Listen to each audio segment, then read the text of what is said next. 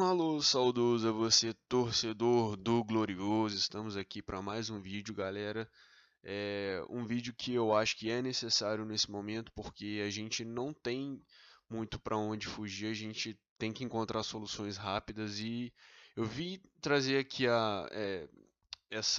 esse vídeo um pouco maior no YouTube a título de comparação, a título de mostrar para vocês o que vem se tornando a nossa comissão técnica, o nosso técnico, em relação à temporada que a gente veio mais abaixo a partir do momento que a gente entrou na era SAF, né?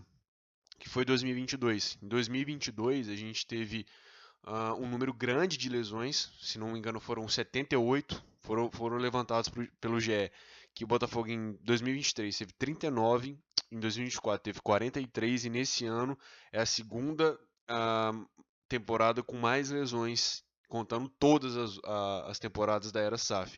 Em 2022 foram incríveis 78 lesões na temporada inteira, né? A gente não acabou a temporada, eu acredito que o Botafogo ainda vai ter alguns problemas, seja cirúrgico, seja técnico, enfim, pode ser sobrecarga também, aquela questão do controle de carga que o pessoal vive falando, mas assim, cara, não é normal, não é normal. Eu vou elucidar para vocês o que eu tô falando, por quê? Se vocês forem comparar uh, as lesões que o Botafogo teve ao longo de 2022 e ao longo de 2025, a gente vai ter aqui uma listagem de como foram essas lesões, o que aconteceu durante esse tempo. Em 2022 foi muito mais diluído, não foi algo concentrado em um momento apenas, em uma parte apenas, né? E isso é muito importante ser relembrado, porque é de acordo com a comissão técnica, né? A gente tem a questão do azar, tem a questão também tipo de preparação e tudo mais, sequência de jogos. Mas, gente, a gente está no momento da temporada em que o Botafogo só está jogando uma vez por semana, né? Vai começar agora a jogar mais porque as Copas estão nas suas fases finais e nós não vamos ter muita execução dessas partidas. Mas olha só, se você for pegar nesse ano, em maio, nós tivemos 5 lesões: Jefinho, Léo Link, David Ricardo, Arthur e Mastriani. Em abril, 5. Em março, 4. Em junho, 1. Em julho, 3. Aí, a gente pega um recorte aqui de quando que o David Ancelotti já chegou a pegar o mês inteiro de treinamento. Que a gente teve a volta do Botafogo jogando com o David Ancelotti naquele jogo contra o Vasco, que ficou 2-0 lá em Brasília. Mas sente só, o Chris Ramos chegou aqui no meio do ano e teve uma concussão, então assim, não vamos contar essa porque essa é mais falta de sorte. Léo Link, torção no tornozelo, também podemos relevar, não é uma coisa muito assim importante e tal, tipo em relação à comissão técnica, mas ó, Newton, lesão muscular, Arthur Cabral, lesão muscular, David Ricardo, dor muscular, Caio Pantaleão, dores musculares, Nathan Fernandes, dores na virilha, isso trabalhado com fortalecimento, né? Enfim. Aí vamos para setembro, então. O Caio Pantaleão foi a lesão grave, então não vou contar. Agora, Marçal, dores musculares. Joaquim Correia, dor muscular. Savarino, dor muscular. O Alex Telles também foi dor de joelho, então eu não vou colocar. Danilo, o volante, dor muscular na coxa. Neto, lesão muscular na coxa. O Arthur Ponta, lesão muscular na panturrilha. Aí você vai percebendo que existe uma continuidade na questão do modus operandi, né? E aqui não está custando outubro, mas a gente pode botar o Joaquim Correia de novo. Nós podemos colocar o Marçal de novo, podemos colocar o Savarino de novo. E a gente tem que entender também que esses jogadores vieram tudo de outras. De outras. De uma sequência de jogos sem uma sequência de semanas sem muitos jogos. Então a gente tem que entender também que, tipo, cara, o que está acontecendo? Né? Se a gente pega o retrospecto do Botafogo de 2022 e 2025, a gente vê muitas semelhanças em relação ao nível de jogadores que estão no elenco, a questão da rotatividade desses jogadores no elenco, né, por conta das lesões.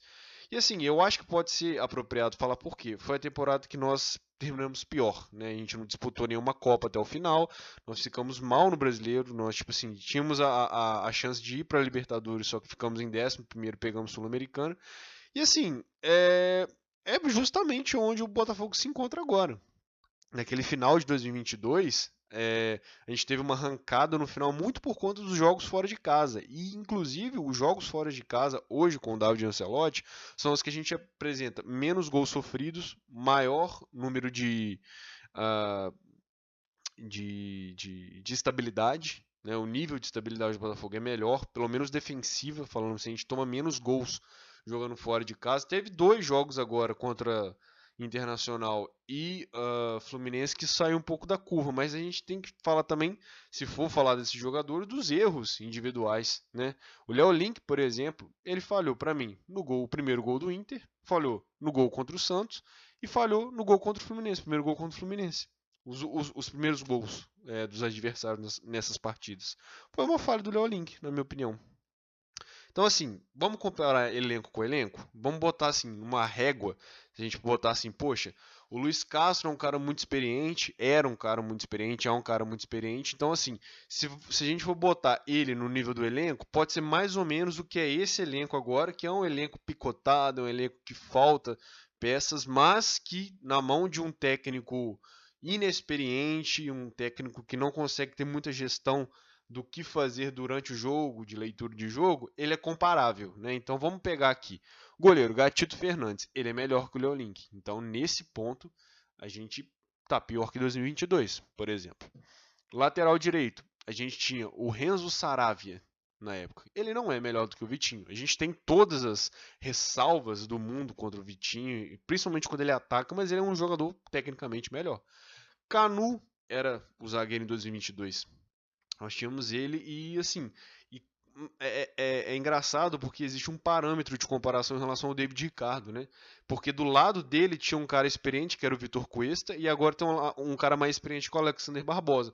Mas em ambas as situações, mesmo o Cuesta tendo um final de 2022 e um começo de 2023 bom, o Botafogo tem uma dupla de zaga melhor do que tinha em 2022, né? A título de comparação.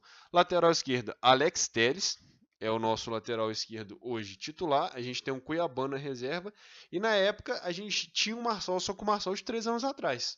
Que para mim não é melhor que o Alex Telles. Ele poderia ser melhor do que o Cuiabano na época. Isso seria discutível, mas não é melhor que o Alex Telles. Na volância, a gente tinha o Eduardo de titular. Ele não é melhor que o Danilo, na minha opinião. Não acho ele melhor que o Danilo. O Marlon Freitas, ele veio em 2023, não veio em 2022. E a gente tinha uma característica engraçada, que era a falta de meio campo. O Botafogo, muitas vezes, ele não usava meio campo de ofício, porque o Lucas Fernandes era o meio campo da época. E ele não estava numa boa fase. Ele fazia alguns jogos, mas machucava outros. Não era um cara muito regular, digamos assim, para jogar. Né? Ele tinha alguns passes interessantes, exatamente igual está acontecendo com o Savarino. Mas para mim é mais preocupante hoje, por quê? Se você não tem um Savarino, você tem o Tuco Correia, que está melhorando, né? Se você está com uma fase ruim do Savarino, você tem o Tuco Correia. Na época, era só o Lucas Fernandes, que era esse armador. A gente pode botar aqui o Raí também, mas ele não tem título de comparação, né? Então, assim, você já vai vendo por aí que o elenco de 2022 ele tem várias, assim, dezenas de falhas, mas que não podem chegar perto do elenco de 2025. Né? A gente tinha um Patrick de Paula na época que estava no auge da sua carreira, né? Tinha sido recém-campeão da Libertadores com o Palmeiras em 2021 e assim ele a gente tinha uma gestão bem complicada, bem complicada porque você tinha muitas pessoas chegando no time, no clube, mas não tinha a questão do coletivo. Os jogadores que estão hoje, eles já de certa maneira, já jogam um tempo juntos. Né? Tô vendo aqui a questão do Lucas Piazon, o Tietê. O Tietê ainda era uma sombra, né, de, de habilidade, de parte técnica, mas, cara, Kaique, aquele jogador que jogou muito bem um jogo, que foi contra o São Paulo, mas depois, assim, foi de ladeira abaixo, sofreu muito com lesões. E, poxa, a gente tinha o Gustavo Sauer, tinha o Tiquinho na época, que em 2022 não tinha jogado muito bem. O Júnior Santos também estava incipiente. O Jefinho foi um dos destaques naquela época. O Jefinho. O Matheus Nascimento. Então, assim, se você for pegar ponto a ponto, o elenco de hoje é amplamente melhor. Né? Você pode falar assim, ah, mas o Tiquinho Soares, ele é bem melhor do que o Chris Ramos e o Arthur Cabral. Concordo. Numa forma física melhor? Concordo.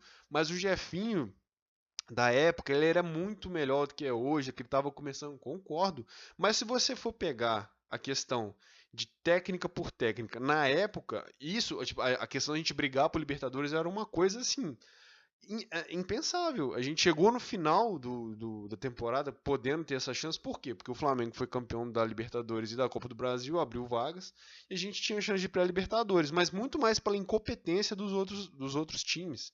Né? Ou que estava focado em uma coisa, ou que estava focado em outra. Né? Então o Botafogo, ele poderia terminar naquela época entre sexto lugar e 11º, para você ver como que estava complicado. O Fortaleza, que estava na lanterna no primeiro turno, ele conseguiu para a Libertadores. Para vocês verem o nível que estava o Campeonato Brasileiro da época. Mas mesmo assim a gente chegou no final assim com uma possibilidade de atravessar uma fase ótima e ir para a Libertadores. Eu não consigo contar com isso agora. Né? Se você for pegar os resultados do David Ancelotti, vamos pegar aqui os jogos que ele fez esse ano, cara, é assustadora a questão de jogos, número de jogos que realmente foram bons. O jogo contra o Vasco, por exemplo, foi um bom jogo. O Vitória já também. Não, foi um bom jogo também, minto, foi um bom jogo. Botafogo teve muitas chances, muito volume de jogo, mas parou no Lucas Arcanjo. O jogo do Sport foi o terceiro jogo dele, já não foi bom. A gente achou um gol no final. O do Corinthians também foi um primeiro tempo bom, que amassou e tudo mais, mas depois não. Assim, a gente morreu no segundo tempo, tava muito cansado, né? O jogo contra o Bragantino foi bom, o 2-0 que a gente fez. Aí veio o jogo contra o Cruzeiro. Cara, eu acho que aí começou a decair. Aí a gente começou a ver que não ia ter estabilidade, né? Começaram a acontecer as lesões também, porque entrou naquele período de agosto, né? Que eu citei as lesões aqui, o que já mostra um pouco da cara da comissão técnica. Aí teve 1-0 contra o Bragantino fora, que era uma coisa que a gente já dava como certo. O time do Bragantino muito limitado também. O 5-0 do Fortaleza, que eu também não vou colocar aqui como parâmetro, que eles tiveram expulso. O time do Fortaleza está esfacelado, né, nesse ano. E teve o jogo da LDU, que foi o 1-0 que a gente fez o gol e acabou, aos 13 segundos. Então, assim, vocês podem ver que existe uma linha de decrescimento, né? É uma linha de involução muito acentuada. Teve aquele jogo contra o Palmeiras, que a gente até jogou bem, conseguiu comparar, mas perdemos o jogo. O jogo de volta da LDU foi horroroso, foi muito ruim. O Botafogo não fez nada, ele não conseguiu, tipo assim, se colocar no jogo hora nenhuma. Foi totalmente apavorado. E isso, para mim, conta a favor da demissão, né? Porque um cara sendo um gestor de grupos um pouco mais experiente, ele daria calma para o time. Aí teve o jogo contra o Juventude, que na minha opinião também é um time que a gente não pode contar. Vocês estão vendo que são níveis baixos, né? A gente pegou o Vasco fora, um jogo equilibrado, aquele jogo de ida da Copa do Brasil. 4-1 com o Bragantino, que para mim foi o último jogo bom que o Botafogo fez. Ele foi o último jogo que você fala assim, pô, cravamos que foi bom.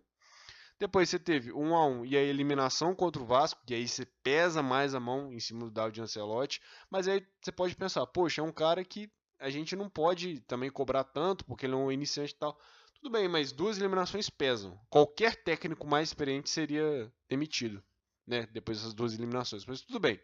Aí, cara, a gente jogou com os reservas do São Paulo, o Botafogo não arrumou nada, nada nesse jogo, absolutamente nada. Nada nesse jogo. Teve o 3-3 bizonho, horrendo. A gente fez um primeiro tempo ótimo. Foi o último bom primeiro tempo que a gente fez. e deixou o Mirassol fazer 3 gols no segundo tempo em 15 minutos.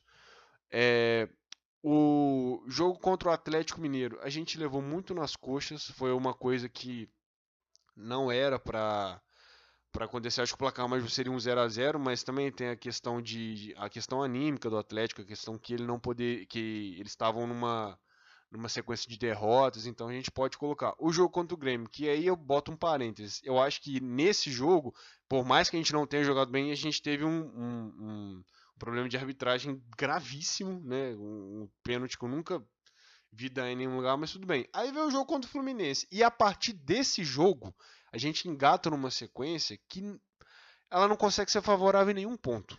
Sabe por quê? Porque a gente perde pro Fluminense, perde aquela sequência que a gente tinha de invencibilidade contra eles. E assim, a gente estava jogando bem até uma parte do jogo. Só que essa questão do Botafogo reverter placares, essa questão dele ir para cima, entender o que está acontecendo, a resiliência do Botafogo, ela está muito afetada. Então, assim, eu acho que isso o Botafogo está pecando muito e parte do treinador. Parte do treinador. Né? A gente teve o 2 a 1 do Botafogo contra o Bahia, que o Bahia é um time que não joga bem fora de casa, é um dos piores visitantes. Teve o jogo contra o Inter, que teve falhas individuais, mas o Botafogo não soube reagir. Ele não atacou bem aquele dia, ele não fez absolutamente nada. Teve o jogo contra o Flamengo, também que a gente foi completamente risível, não tivemos nenhum poder de ataque, a gente ficou totalmente à mercê dentro de casa, né? E aí teve o jogo surpresa contra o Ceará, que é outro time limitadíssimo. A gente consegue ter boas performances contra times mais limitados, mas ao mesmo tempo a gente perde para outros que são limitados também, que é o caso do Internacional. Ele ganhou só do Botafogo e do Sport nos últimos 8, 9 jogos. Perdeu para Bahia, Fluminense, perdão. Por exemplo, o jogo contra o Santos, que pra mim, cara, ali já deveria ter sido chancelada, deveria ter sido executada a demissão, porque, honestamente, o Santos é um time limitadíssimo, briga pra não cair, briga pra não cair. Eles empataram agora com o Fortaleza dentro de casa, o Fortaleza podendo ter ah, saído vencedor daquele jogo, então assim, é, e a gente teve o jogo de ontem que foi um deserto de ideias e que realmente ele lembrou muito a questão do, do feriado dos finados, né? Então, assim, eu acho, cara, que chegou no limite. Eu acho que se o Botafogo continuar, a gente não tem uma renovação de ideias, uma proposição de jogo, algo que pode chegar até o adversário do Botafogo e falar assim: nossa, esse time é difícil, esse time é complicado, vai ser complicado essa partida. Não acho. Né? Ele pode ser muito bom de grupo, mas ele é um auxiliar que virou técnico. Então, assim, o Botafogo, nesse momento, ele deveria mapear o mercado. Né? Se ele é um bom gestor de grupo, por exemplo, Marlon Freitas já pediu a permanência dele. Se ele é um bom gestor de grupo, se ele é um bom administrador de emoções, podemos dizer assim, que ele fica até o final, mas que no fim do contrato, em dezembro de 2025, lá 31 de dezembro, esteja especulado. No dia seguinte você será desligado do clube, porque não existe essa questão mais a gente atrapalhar mais o que já foi atrapalhado. Esse ano foi uma total desconstrução do que foi o ano anterior, e se a gente continuar pagando caro, porque eu não sei se vocês viram a notícia de hoje, que a comissão do David Ancelotti ganha 2,5 milhões, gente. 2,5 milhões. Uma comissão totalmente nova, totalmente incipiente, totalmente original, digamos assim. Porque nunca tinha comandado nenhum time. Eles só foram auxiliares. Né? Trabalharam em vários clubes, mas como auxiliares. Enfim, é uma comissão que está mostrando o seu trabalho. Então, assim, na minha opinião, a gente precisa sim planejar 2026 sem o David Ancelotti. E se você for pensar, tipo, mas em 2022 o Luiz Castro foi questionado, não sei o que, tudo bem, mas vamos lá, vamos pegar os últimos resultados aqui do Luiz Castro em 2022. Vamos pegar aqui. Vou pegar um pouco do recorte que ele tinha na época, porque assim, é bom lembrar, foram 78 lesões. 78 lesões. Um time que não tinha nenhuma cara. Né?